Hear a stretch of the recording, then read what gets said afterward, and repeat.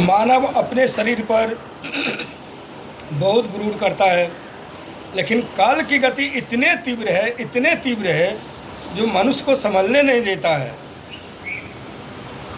एक बार बहुत धर्मात्मा राजा विक्रमादित्य ने अपनी राजा प्रजातंत्र को देखने के लिए छद्म भेष में घर से निकले और उन्होंने क्या देखा कि एक लकड़हारा जब नगर से बाहर निकले तो एक लकड़हारा लकड़े तोड़ रहे हैं झाड़ पर में। उतने में एक रिक्शा आई और गाछ पर चढ़ने लगा। वो लकड़हारा डर के मारे ऊपर चला गया। ऊपर जाने के बाद डाल टूट गई, गिरा, वहाँ से मर गया। उसके बाद वो रिक्श को देखे, कुछ दूर जाने के बाद जो एक सुंदर 18-19 साल की लड़की बन गया और कुएं पर जाकर के बैठ गया। विक्रमादित्य के दरबार से 2 सिपाही आ रहा था, दोनों सगे भाई।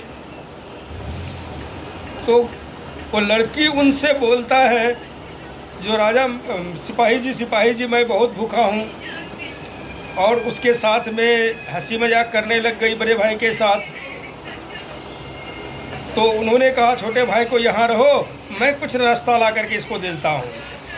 जब तक भाई कुछ नाश्ता लाने के लिए बाज़ार से आ रहे हैं, बाज़ार लाने के लिए जा रहे हैं, अब घूम करके आएंगे, तब तक वह लड़की बोलता है दूसरे भाई को, जो तुम्हारा भाई उम्र में थोड़ा बड़ा भी है, तुम मेरे लिए फिट हो, तुम मुझसे शादी कर लो। तो बोलता नहीं, हमारा बड़ा भाई ने देखा, पहले तो शास्त्र पुराण ज़्यादा चलती थी, उसके अनुसार से मानव चलते थे।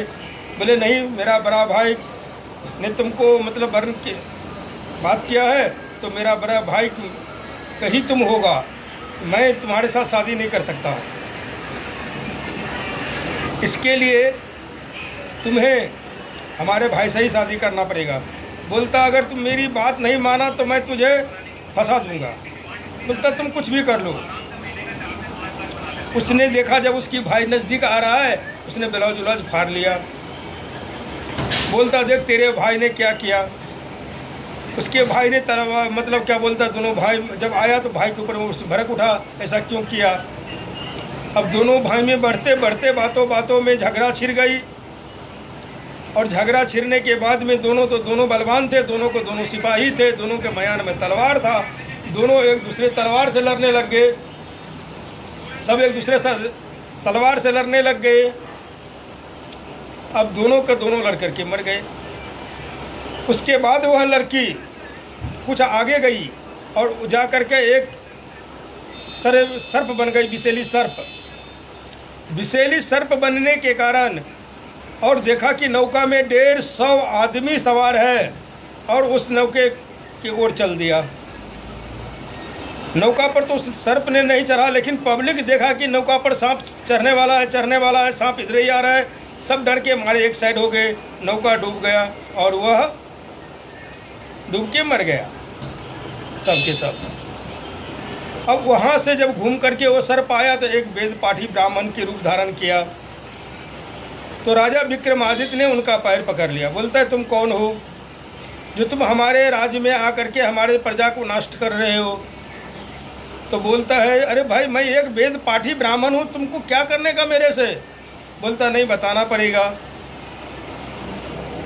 बोलता है तुम कौन हो जो तुम पूछना चाहते हो, काल पूछ रहा है। तो बोलता है मैं राजा का मंत्री हूँ। बोलता नहीं, तुम राजा के मंत्री नहीं हो, तुम स्वयं राजा विक्रमादित्य हो। काल बोल रहा है उसको, और मैं काल पुरुष हूँ, मेरा काम है संहार करना। क्या तुम्हारा आदमी को हमने मारा? क्या लकड़हारा को हमने मारा? तो बोलता नहीं। क्या तुम्हारा सिपाही को हमने मारा? तो बोला नहीं। तो फिर ये नौका में सबको हमने डुबाया? तो नहीं। हम काल है, हमारा काम है संहार करना, और मैं मिनटों के काम सेकंडों में सलटाता हूँ। और अब किसी को उद्धार करने के लिए मैं यहाँ से जा रहा हूँ। अब यहाँ से किसी को उद्धार करने के लिए जा रहा हूँ। तो बोले किसको? बोले ये भेद तुम्हें नहीं बता सकता मैं। तो विक्रमादित्य बोली मेरी मृत्यु कैसे होगी?